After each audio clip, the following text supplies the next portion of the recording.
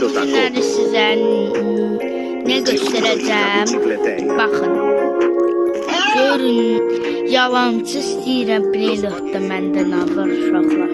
Yalancıdır bu, yalancı istəyirəm Brainrotda. Buna bax. Bu istəyirəm Brainrotda gəlir uşaqlar. Takip edin, takip. Bu istəyirəm Brainrotda gəlir. Yox. Baxın, göstərəcəm. 1, 2, 3. Başladıq. İndi gedirik. Los Badetki tuvaletli 6-7. Aquanaut. Strawberry elefante. Miavul.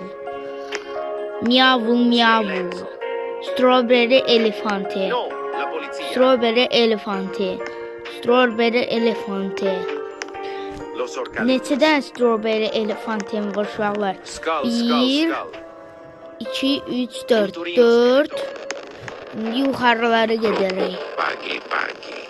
İndi uşaqlar yuxarılara gedərək.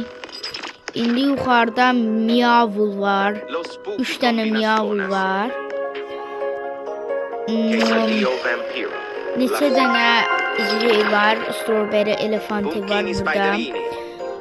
Strawberry Dug, dug, elefante, dug. strawberry elefante, strawberry elefante miavul. Yuxarıda görüm nə var.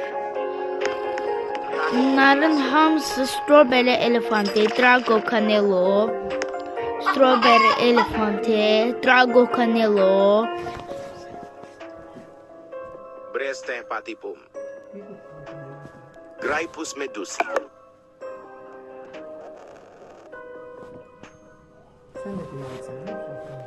Drago Canelo, 1x, 1x, 1x, 1x1. Drago Canelo, strawberry elefante uşaqlar. Racrama and chokrama. Sonra strawberry elefante miavul. Sonra uşaqlar. Sağ olun. Bye bye.